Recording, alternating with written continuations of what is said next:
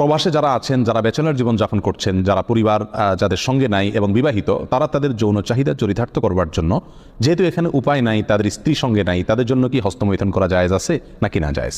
কোরআনে কারিমে আল্লাহ সুবহানাহু ওয়া তাআলা বলেছেন, ওয়াল্লাযীনা হুম লিফুরুজিহিম হাফিজুন ইল্লা আলা আজওয়াজিহিম আও মা মালাকাত আইমানুহুম ফাইন্নাহুম গায়রু মালুমিন ওয়া ফামান ইবতাগা ওয়ারাআ যালিক ফাউলাইকা হুমুল আদুন। তিনটি আয়াত আল্লাহ তাআলা বলেছেন, কৃতদাসী এবং নিজের স্ত্রী, এই দুই শ্রেণী ছাড়া, এই দুটি ক্ষেত্র ছাড়া অন্য কোনো জায়গা যাদের লজ্জাস্থানকে তারা ব্যবহার করে না, সে সমস্ত লোকেরা সফল মুমিন, তারা সার্থক মুমিন।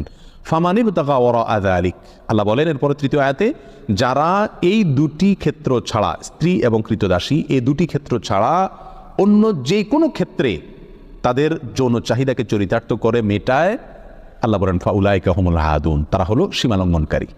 তাহলে এই আয়াতের আলোকে পরিষ্কারভাবে একজন মুমিনের জন্য হস্তমৈথুন করার কোনো অধিকার, কোনো সুযোগ, কোনো অনুমতি ইসলামী শরীয়তে নাই। এটা হারাম এবং কবিরা গুনাহসমূহের মধ্যে থেকে একটি। যারা প্রবাসে আছেন, এমন কোনো দেশে যদি থাকেন যেই দেশে তিনি তার যৌন চাহিদা না মিটালে নিশ্চিতভাবে গুনাহে লিপ্ত হয়ে যাবেন, জেনায় লিপ্ত হবেন, কারণ সেখানে জেনার অবাধ সুযোগ রয়েছে, এরকম যদি পরিস্থিতি হয় তাহলে নিজেকে রক্ষা করবার জন্য, অর্থাৎ বড় অপরাধ থেকে অপেক্ষাকৃত কম বড় অপরাধ যেটা, সেটাই তিনি লিপ্ত হতে পারেন, অর্থাৎ হস্তমৈথুন করতে পারেন। এটা কোনো ওলামা ইকরামের মত। অবশ্য অন্য ওলামা ইকরাম বলেছেন সর্বাবস্থায় হস্তমৈথুন করা কি হারাম।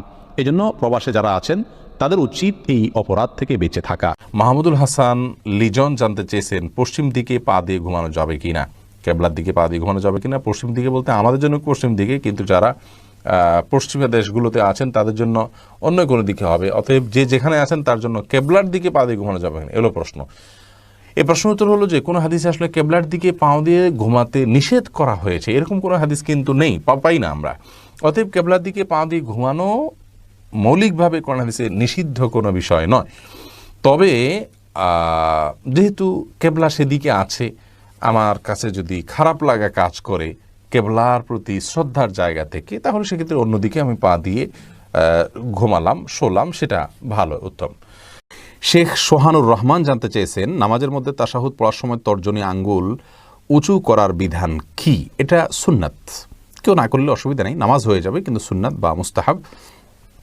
অর্থাৎ আমরা যখন তাশাহুদ পাঠ করব তখন আমরা তাশাহুদের মধ্যে মূলত সাক্ষ্য দিচ্ছি আল্লাহর একত্ববাদের, রাসূল আকরাম সাল্লাল্লাহু আলাইহি ওয়াসাল্লামের রিসালাতের, তখন আমরা আঙ্গুল উঁচু করে মুখের সাক্ষ্যটাকে আমার আঙ্গুলের সাথে আমার আচরণের মাধ্যমে আমি মিলাচ্ছি। অর্থাৎ আমি মুখে বলছি আল্লাহ ছাড়া কোনো সত্যিকারের মাবুদ নাই, সাক্ষ্য দিচ্ছি, মুহাম্মদ সাল্লাল্লাহু আলাইহি ওয়াসাল্লাম আল্লাহর রাসূল সাক্ষ্য দিচ্ছি, আবার তার সাথে আমি আঙ্গুল উঁচু করে আমি সাক্ষ্যর সাথে ওইটাকে আমি মেলাচ্ছি।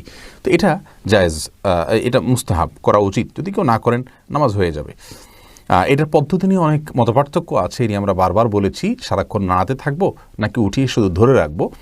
তো নাড়াতে থাকার সপক্ষে একটি হাদিস মুসনাদ আহমদে বর্ণিত হয়েছে যে এই আঙ্গুল নাড়ানোটা শয়তানের উপরে লোহার চাইতে বেশি, আপনার লোহার আঘাতের চাইতে বেশি কষ্টের। তো এই হাদিসের ভিত্তিতে অনেক আমাকে মনে করেন যে নাড়াতে থাকলে শয়তানের প্রতি এটা আঘাতের কাজ দেয়, এই জন্য নাড়াতে থাকার কথা তারা বলেন।